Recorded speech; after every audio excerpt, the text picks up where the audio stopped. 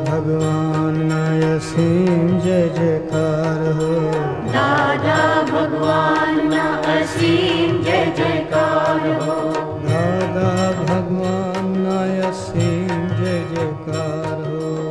दादा भगवान असीम जय जयकार हो। दादा भगवान કુદરતની અંદર કુદરત એટલે એકદમ જેમ હવા આકાશ આ બધા જે તત્વો છે પંચ ધાતુના જે તત્વો છે બધા તેજ વાયુ એ બધા જ્યારે જુદા હોય અલગ અલગ હોય છે એ કુદરત છે અને જ્યારે બધા તત્વો ભેગા થઈ અને શરીર બને ત્યારે પછી પેલી પ્રકૃતિ બની ગઈ આવે। એકવાર પ્રકૃતિ બની જાય બનતી વખતે એ સ્વતંત્ર છે પણ જ્યારે બની ગઈ પછી એનું જ્યારે વિસર્જન થાય ત્યારે બિલકુલ સ્વતંત્ર નથી પછી નેચરના આધીન જતી રહી। એટલે કુદરત એ આખા તત્વ સ્વરૂપે જ્યાં સુધી હોય ત્યાં સુધી કુદરત કહેવાય અને પછી જ્યારે બધા તત્વો ભેગા થાય અને એનું જે રિઝલ્ટ આવે ત્યારે આખી પ્રકૃતિ કહેવાય। જેમ હાઇડ્રોજન અને ઓક્સિજન હોય તો કુદરત કહેવાય પણ હાઇડ્રોજન ઓક્સિજન ભેગા થયા અને પાણી બન્યું એ પ્રકૃતિ કહેવાય પછી। એટલે આ કુદરત એ કુદરતી રચનામાં હોય આખું અને પ્રકૃતિ એ પછી જેવી વીટેલી હોય ને એવી જ ઉકલે પાછી। એમાં એવી કુદરતી રચના ના હોય એને જેવી વીટી હોય એવી જ નીકળે। જેણે એકદમ ઉતાવળી વીટેલી હોય રગવાટી તો એવી જ નીકળે। પૂર્વે પોતે જે ભાવથી પ્રકૃતિ બાંધી છે આ પ્રકૃતિનું જે બંધારણ છે કેવી રીતના છે તો કે બે જે તત્વ છે આત્મ તત્વ અને પૂદગલ તત્વ એ બંનેના સામીપ્ય ભાવ પ્રકૃતિનું વિજ્ઞાન આખું જોયું એમણે તો અમે જાણ્યું જોયું આખું પ્રકૃતિનું વિજ્ઞાન અને ત્યારે એમને થયું કે ઓહો આ જગત બંધાયું છે શેનાથી તો કે પેલી વિભાવ દશા ઉત્પન્ન થાય છે એનાથી આખી પ્રકૃતિ ઉત્પન્ન થાય છે અને પછી રાગ દ્વેષ શરૂ થાય છે। એમાં આ વિભાવ દશા ઉત્પન્ન થાય નહીં જો જ્ઞાન સ્વભાવ દશામાં આવી જાય તો આખી પ્રકૃતિ નાશ થઈ જાય। આ વિજ્ઞાન છે। આ ધર્મની અંદર બધું કામ કરવું એ પ્રકૃતિ છે એમાં એણે કશું કર્યું નથી। કોઈ માણસ એકદમ ડોક્ટર બને છે એની પ્રકૃતિ લઈને આવ્યા છે, એન્જિનિયર બને છે એની પ્રકૃતિ લઈને આવ્યા છે, એકદમ રસોઈયા બને છે પ્રકૃતિ લઈને આવ્યો છે, કોઈ ગાયક બને છે પ્રકૃતિ લઈને આવ્યો છે। એ ગા ગા કરતો જ આપણને થાય કે આ તો મંડ્યા છે તો છોડતા જ નથી એમ કે પણ એ તો એવી પ્રકૃતિ લઈને આવ્યા છે એટલે ક્યાં છૂટે એને। જાત જાતની પ્રકૃતિ બધી હોય તો ગાયકની પ્રકૃતિ, ડોક્ટરની પ્રકૃતિ, એન્જિનિયરની પ્રકૃતિ, રસોઈયાની પ્રકૃતિ આ બધી પ્રકૃતિમાં એણે કશું કર્યું નથી। એ ખાલી અહંકાર કરે છે કે હું ડોક્ટર બન્યો, હું એન્જિનિયર બન્યો, મને આ સરસ બનાવતા આવડ્યું, મારી આ આવડત છે। વાસ્તવમાં છે શું તો કે પ્રકૃતિ બધું કરાવડાવે છે અને અજ્ઞાનતાથી એ કહે છે કે હું કરું છું ત્યાં પાછી નવી પ્રકૃતિ બંધાય છે। એટલે દાદા ભગવાન શું કહે છે આ જ્ઞાન પછી તમારી જે ઇફેક્ટિવ પ્રકૃતિ છે બહાર વર્તનવાળી પ્રકૃતિ એ બદલાતી નથી પણ જે કારણવાળી પ્રકૃતિ છે અંદર એ બદલાઈ જાય છે। પ્રકૃતિનો બે ભાગ છે આ એક કારણ પ્રકૃતિ અને બીજી કાર્ય પ્રકૃતિ। કાર્ય પ્રકૃતિ એટલે શું તો કે જે બહાર વર્તનમાં આવે આ પાંચ ઇન્દ્રિયોથી બધું દેખાય અનુભવાય એ બધી પ્રકૃતિ કાર્ય પ્રકૃતિ કહેવાય, પરિણામવાળી પ્રકૃતિ. એની અંદર આપણે કશું ફેરફાર કરી શકીએ નહીં, પણ જે કારણ પ્રકૃતિ છે એની અંદર ફેરફાર થાય છે. જેવું જ્ઞાન બદલાય એવું પેલું કારણ પ્રકૃતિમાં ફેરફાર થવા માંડે ને પછી એનું રિઝલ્ટ આવે. જેમ આજે આપણાથી ગુસ્સો થઈ ગયો, એ ગુસ્સો થયા પછી આપણને અંદર એવું થાય કે આ ના થવું જોઈએ. એ જે જ્ઞાન બદલાયું એનાથી પેલી કારણ પ્રકૃતિ બદલાઈ ગઈ. આજે આપણે જે ગુસ્સે થઈ ગયા એ તો પેલી કાર્ય પ્રકૃતિ છે. પહેલા જે કોઝિસ નાખેલા એનું રિઝલ્ટ આવ્યું. એ બદલી નહીં શકાય. આખું જગત આ ઇફેક્ટ છે, આ પ્રકૃતિની અંદર જે એક્શનમાં આવી ગયેલું છે એને બધા બદલવા જાય છે, અને એ બદલાતી નથી. ત્યારે પછી એને શંકા પડે છે કે આપણે જ્ઞાન બરાબર જાણ્યું નથી, આપણે પુરુષાર્થ બરાબર કરતા નથી. એ બધી શંકાઓ ઊભી થાય છે. એને વાસ્તવમાં તમે જેવું જ્ઞાન જાણો એવી તમારી કાર્યોની જે આખી પ્રકૃતિ છે એ બદલાતી જાય છે. અંદરનો જે ઓપિનિયન બદલાયો એ તમારી કારણ પ્રકૃતિ બદલાઈ. દાદા ભગવાન એને બદલાઈ કે છે. 25 વર્ષ થયા હોય ને તોય મહાત્મા આમ જમવાનું આવે ને તો પહેલા ઊભી થાય ત્યાં જઈ આવે. સત્સંગ થોડો ચાલવા દો. આપણને થાય કે હમણાં તો બધાને આ સમજાયું આ બધું કે ભાઈ આમાં બહુ કઈ રસ લેવાનો નહીં, આમ નહીં કરવા. આ તો બધા કેવા છે બધા એમ કે. તો કે જ્ઞાની હોય અને આવું જુએ તેમને શું લાગે કે જો આ એની પ્રકૃતિમાં જેવું વીંટીને લાવ્યો છે ને એવું જ ઉકળી રહ્યું છે. એટલે જ્ઞાનીને શું દેખાય તો કે બિલકુલ દોષિત દેખાય નહીં. કારણ કે એમને ખબર છે કે હું ગમે તેટલું જ્ઞાન કહીશ, સમજાવીશ, પણ એની ઇફેક્ટમાં બદલાવાનું નથી.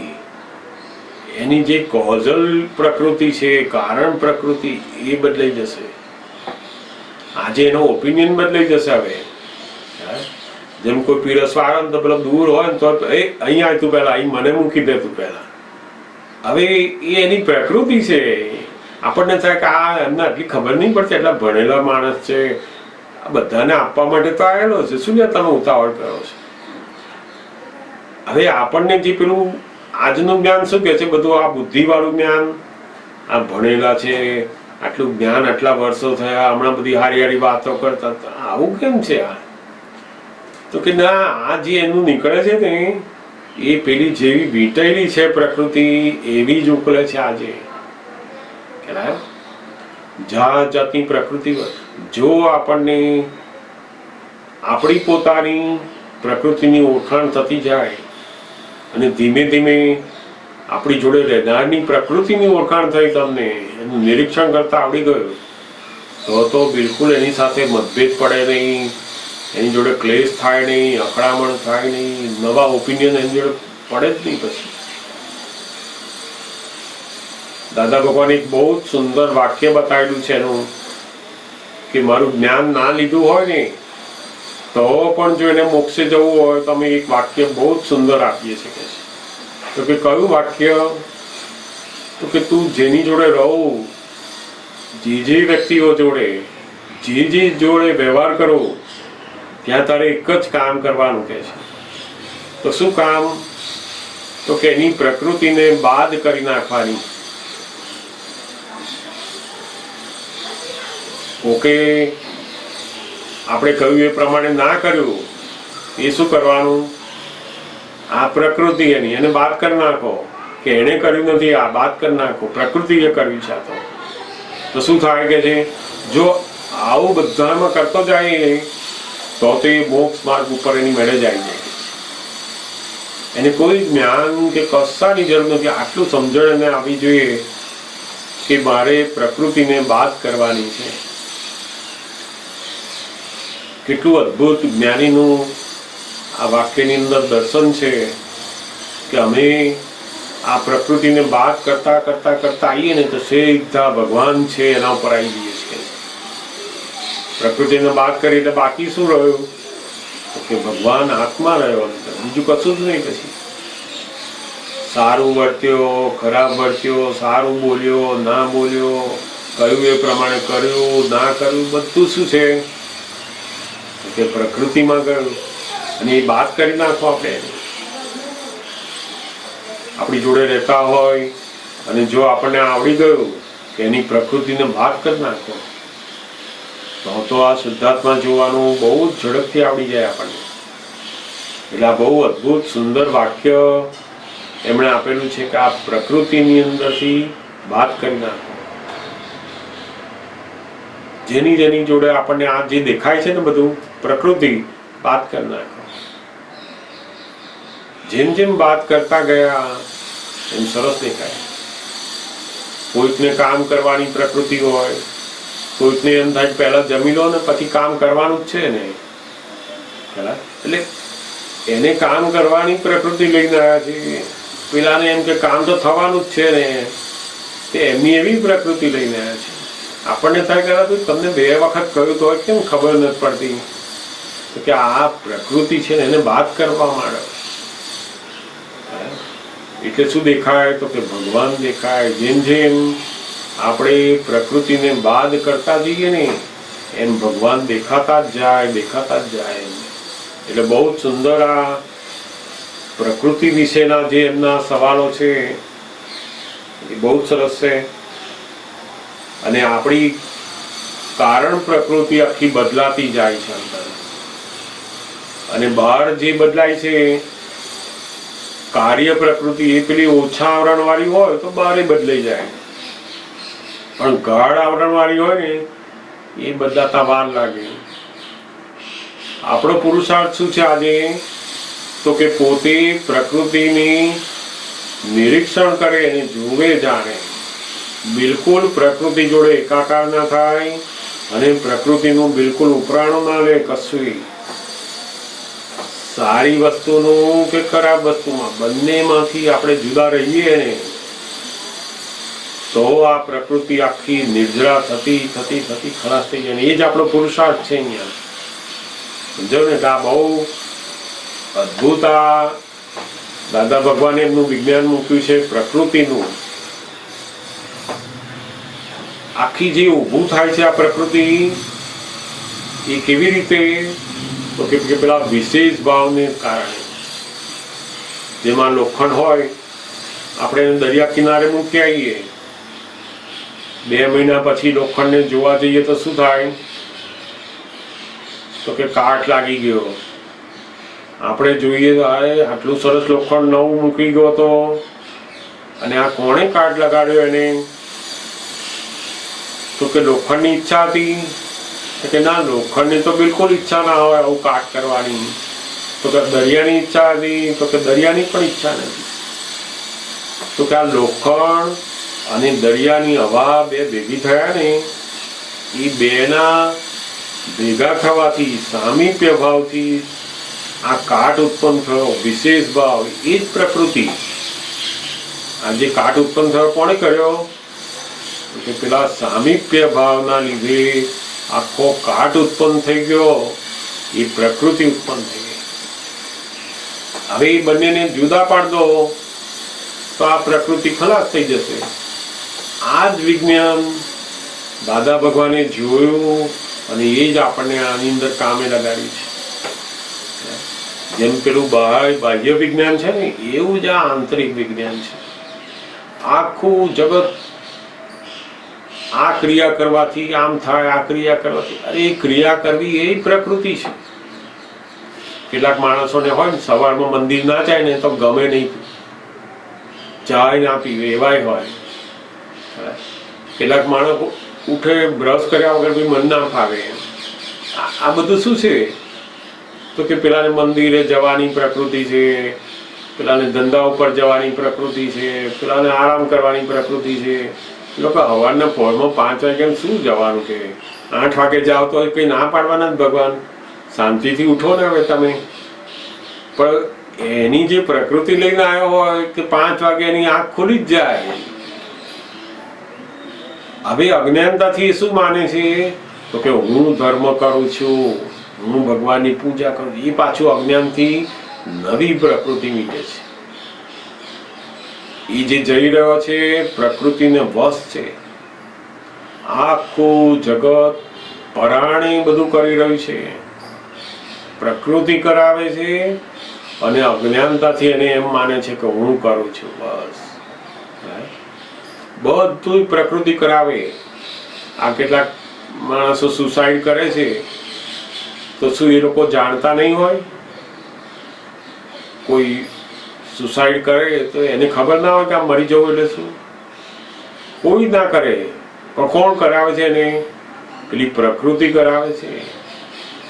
અને એ પ્રકૃતિ એને એવામાં લઈ જ જાય ને, કારણ કે એને જે વીંટેલી છે ને એ એને એનું મન બતાવે ને એવું કરી જ નાખે. પ્રકૃતિ એનો ભાગ ભજવ્યા જ કરે છે.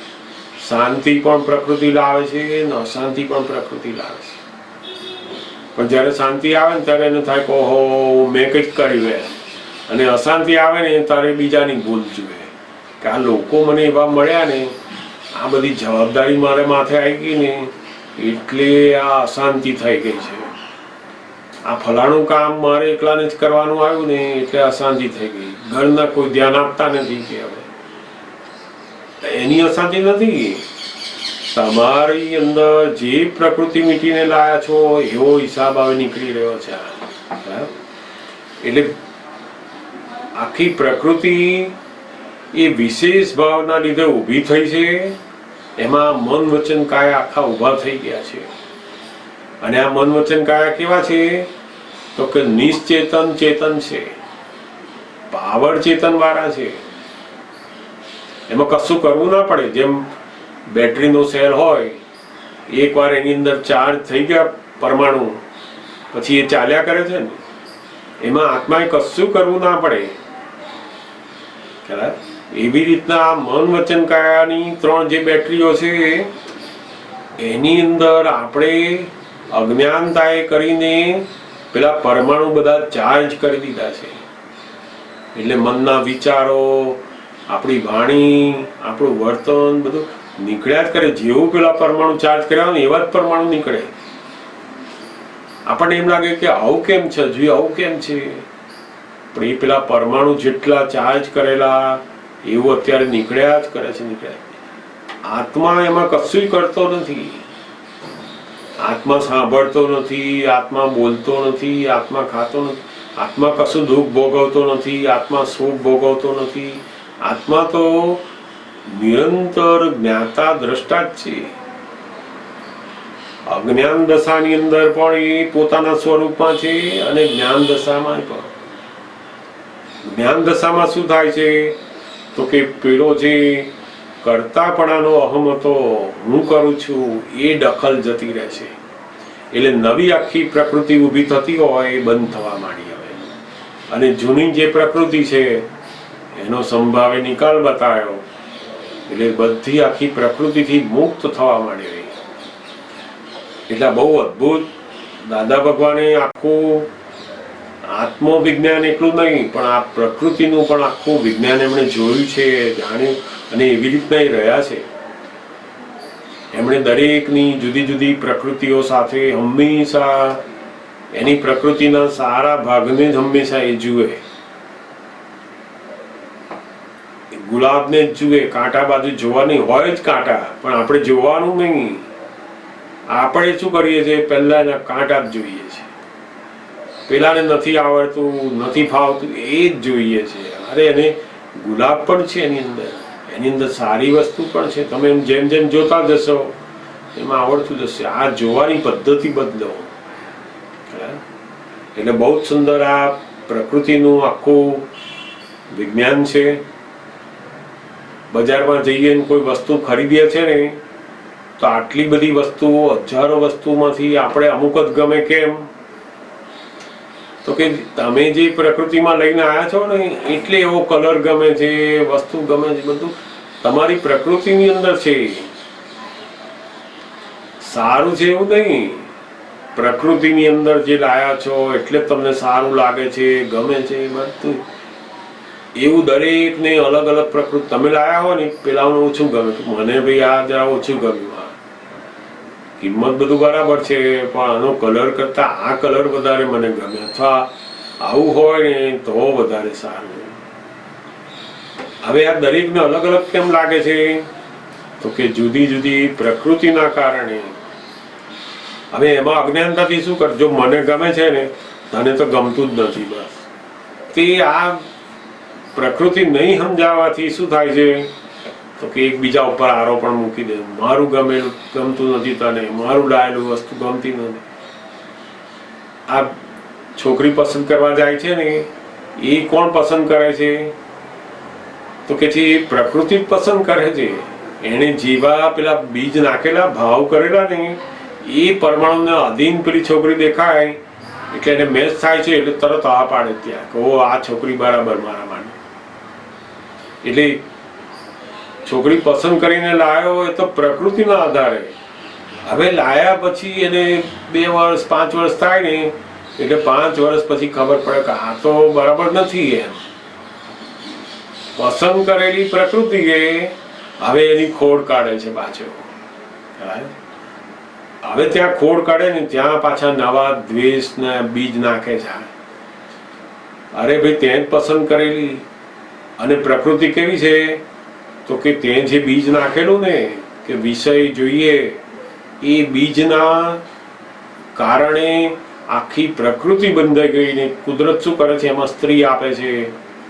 હવે સ્ત્રી આપે એટલે લગ્ન કરેલા હોય ત્યારે તો સરસ લાગી, પણ એ પ્રકૃતિનો સ્વભાવ શું છે પછી? તો કે ઉંમર થાય, ધીમે ધીમે ધીમે ધીમે ધીમે 2 વર્ષ 5 વર્ષ 10 વર્ષ 15 વર્ષ થાય એટલે ગયડા થાય,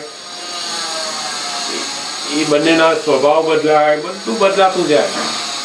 એટલે પહેલા જે જોયેલું પાસ કરેલું એવું કોઈ કાયમ રહે નહીં, કારણ કે એનો સ્વભાવ શું છે? બદલાતું જ જવું, બદલાતું જ જવું, બદલાતું જ જવું.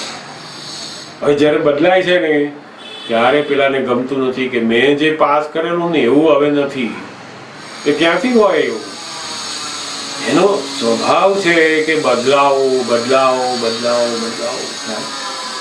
એટલે જેમ જેમ આ ખબર પડતી જાય ને તો આખી પ્રકૃતિમાં ખોડ કાઢવાની, પ્રકૃતિ પર રાગદ્વેષ કરવાની, પ્રકૃતિ જોડે મતભેદ પાડવાની, એ બધી અજ્ઞાનતા આખી દખલવાળું બધું ખલાસ થતું જાય અને નવી પ્રકૃતિ પણ આખી ઊભી થાય નહીં આપણી.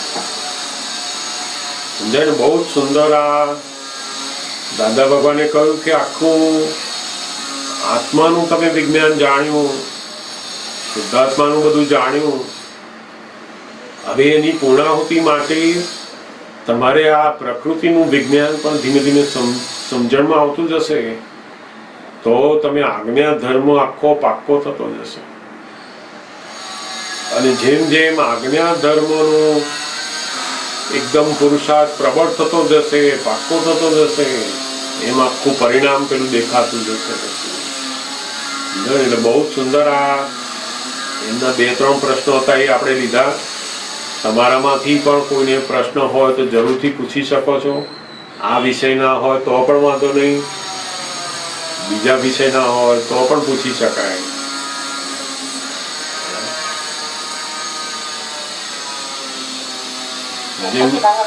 હા, જય સચ્ચિદાનંદ, જય સચ્ચિદાનંદ. મારે આ માટે જ મારો એક્સપિરિયન્સ શેર કરું છું. લાસ્ટ સત્સંગ એટલે બિફોર સત્સંગ સ્ટાર્ટેડ આપણે વાત થઈ હતી ને ખબર છે કે આઈ વોઝ ક્રાઇંગ, કમ્પ્લેનિંગ ને બધું જે મારે ત્યાં મારા સિસ્ટર માસ્ટર દીદીનો જે એ બધે એ પછી મને ખૂબ જ ભોગવટો રહેતો હતો. એમ જ આમ થઈ જાય કે ઓ આ બધા મહાત્માને ત્યાં સારો પ્રસંગ આવ્યો ત્યારે મેં વેલ ડન કીધું હતું, ત્યારે એ લોકોને ખરાબ પ્રસંગ દુઃખ ગળાયો હતો તો મેં તેને સોરી ટુ હિયર કીધું હતું, પણ મને કેમ આ મહાત્મા નથી કાંઈ.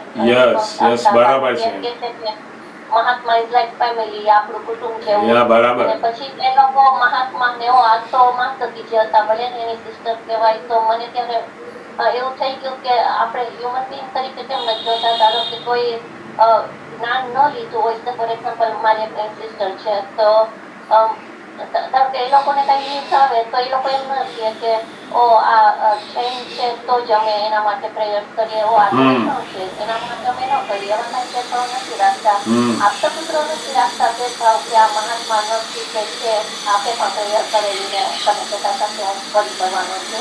બીજા કોઈ આપતા પુત્ર ભેદભાવ ન રાખે. આપણા મહાત્માનું કેમ, મેં તો બધા મહાત્માના સારા ખરાબ પ્રસંગમાં વેલકમ ને સોરી કીધું એવું બધું વિચાર આવે ને પછી ઓલું આપણે એટલે ઉપર છેલ્લું લાઈક આપણે જે કહીએ છીએ કે આ બધા ટ્રીઝ છે, ઝાડ છે, એ દર્શન કહેવાય ને પછી કયું ઝાડ છે આંબાનું ને લીંબુનું, એ રીતે આ કરવા માંડી કે લાઈક આપણે ધારો કે આપણે કોને વેડિંગમાં બોલાવે હતા, કોને બર્થડે પાર્ટીમાં બોલાવે, આપણને હવે કોણ બોલાવે છે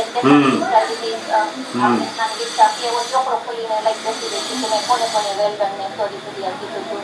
બરાબર. બધું થવા માંડ્યું ને પછી મેં દાદા પાસે આલોચના કરી હતી, પણ આઈ ડોન્ટ નો પ્રતિક્રમણ પ્રખ્યાત ક્યાં પછી એટલા નથી ગયા.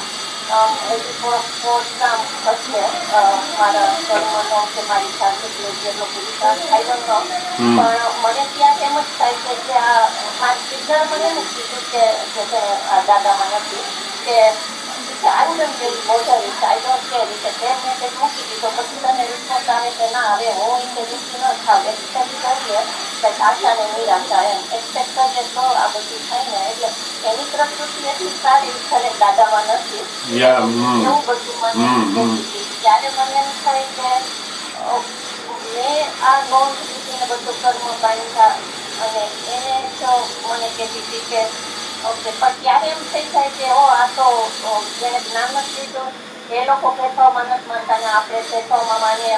અમે તમારા ચિલ્ડ્રન કહેવાય, તમારી પાસેથી બધું શીખવું જોઈએ. આપણા ચિત્રો ભેદભાવ નથી રાખતા અને મહાત્મા પોતાનું આવું પ્રદર્શન કરીએ ને, પ્રદર્શન is the word maybe I don't know, આવું ખોટું ખરાબ આમ એમ એ રીતનું થાય. તો મને એમ થાય કે એક અને બીજું કે આપ લોકો આલોચના કરતા તે દિવસે પાવરકથા દિવસે આપણે વાત થોડું અધૂરું રહી ગયું હશે તમારે, તો એ પેલું કહી દેજો ને કે મારી આલોચના કેમ સરખી નથી થઈ.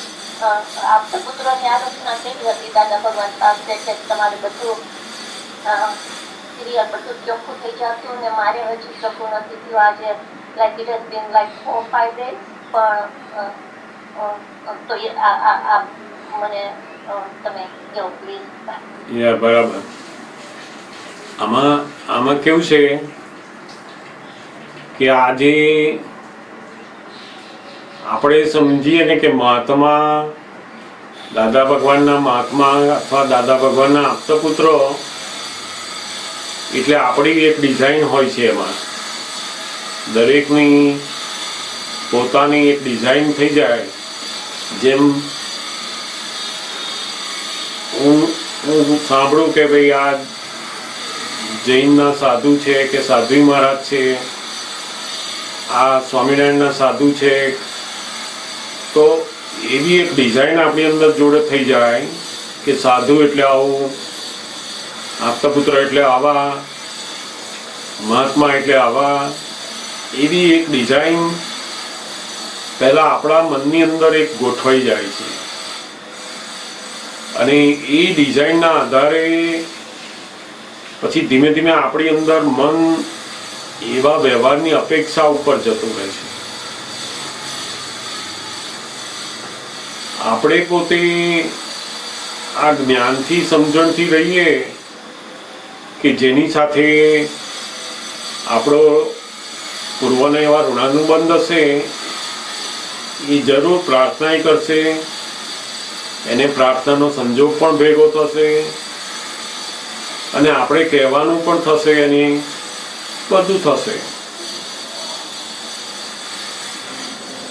આપણે આ રીતે સમજવાનું. અને જે ખરેખર મહાત્મા છે, આપતાપુત્ર છે, તો એમણે તો એવું સમજવું જોઈએ કે આપણે કોઈના પણ માટે કોઈ પણ જીવ માટે આપણા હૃદયની અંદર એના માટે અપૂર્વ ભાવના, અપૂર્વ કરુણા ઉત્પન્ન થવી જ જોઈએ આપણને. પછી એ કોઈ પણ ધર્મનો વ્યક્તિ હોય, ગમે તેવો આપણું અપમાન કરનારો વ્યક્તિ હોય, તો પણ એના માટે આપણને અંદર કરુણા ઉત્પન્ન થવી જોઈએ. બિલકુલ દ્વેષ ભાવના બિલકુલ ખલાસ થઈ જવી જોઈએ.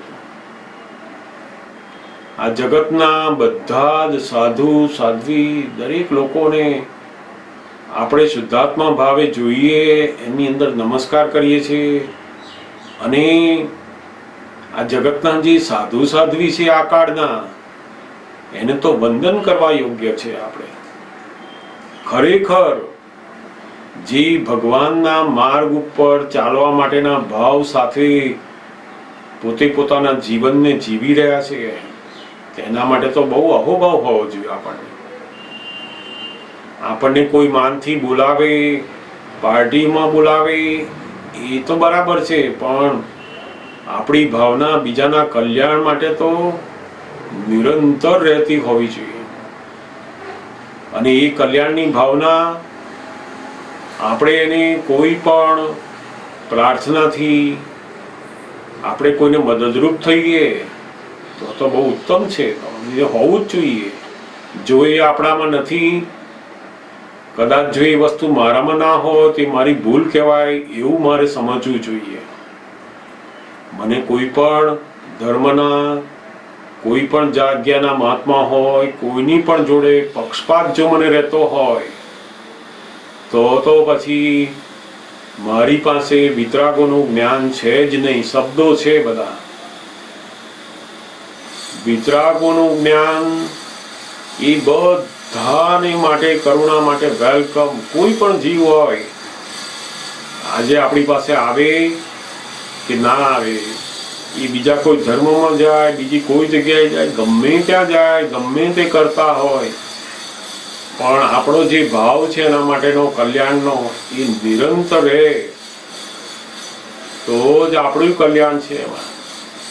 અને આપણે વિતરાગ માર્ગ ઉપર છે એવું સમજવું જોઈએ. અને જો વિતરાગ માર્ગ ઉપર નથી, કોઈ પક્ષ માર્ગ ઉપર છીએ આપણે, તો સમજી જવાનું કે એમાં આપણું કલ્યાણ નથી અને કોઈનું કલ્યાણ નહીં થાય. એમાં બધું સાંભળવામાં, રહેવામાં, કરવામાં, લોકો વાહ વાહ કરે, બધું થશે, કલ્યાણ નથી. વિતરાગ વાણી, વિતરાગ વર્તન, વિતરાગ ભાવના જ જગતનું કલ્યાણ કરે. પક્ષાપક્ષીથી ક્યારેય કલ્યાણ નથી. આ જૈન, હું દાદા ભગવાન વાળો, આ વૈષ્ણવ, આ સ્વામી, એ અરે દાદા ભગવાનમાં આપણે જો એવા પક્ષપાત ઉભા કરીએ ને તો પછી જ્ઞાન જ ના રહ્યું કહેવાય એને. આ વિતરાગોનું જ્ઞાન રહ્યું જ ના કહેવાય. તો જગતના કોઈ પણ ધર્મ પ્રત્યે, ધર્મના અનુયાયીઓ પ્રત્યે, ધર્મના ગુરુઓ પ્રત્યે, કોઈ પણ વ્યક્તિ પ્રત્યે આજે 5 વર્ષ મારી જોડે હોય ને કાલે પછી મારી જોડે આવે જ નહીં બિલકુલ, તો આપણને દ્વેષ ના થવો જોઈએ. આપણને એ જ શુદ્ધાત્મા દેખાય, એવી જ કરુણા રહે, ત્યારે ખરું આપણે વિતરાગ માર્ગ ઉપર આવ્યા એનું પ્રમાણ છે. આ તો જ્યાં પક્ષપાત છે, જ્યાં અંદર છુપા બધા પક્ષપાત છે, દેખાવમાં નથી દેખાતા, પણ છુપા બધા પક્ષપાત છે, ત્યાં પોતાનું પણ કલ્યાણ નથી અને સામાનું પણ કલ્યાણ નથી. એટલે આપણે સમજી જવાનું કે આપણે કયા માર્ગ ઉપર જવું, કેવું રાખવું, શું કરવું. અને પેલી આપણે ભાવના કરી એમના માટે, એટલે થઈ ગયું, આપણું કામ પત્યું. દાદા ભગવાન બહુ જ સુંદર કહેતા, કોઈ મને કહે, કોઈ મને મેસેજ આપે કે આ મહાત્માને આવું છે અને એમના માટે એમણે કહ્યું છે દાદાને કે દાદાજી તમે પ્રાર્થના કરજો, એટલું દાદા ભગવાન કે અમને કહે કોઈ, અને જો પછી હું પ્રાર્થના ના કરું તો મારી જવાબદારી કે છે, મારું ઋણ બાકી રહ્યું, એ મારી જવાબદારી છે. તો કે મારે એના માટે, એને મને કહ્યું અને મેં ના કર્યું, એ તો બહુ મોટી જવાબદારી લઈએ છીએ.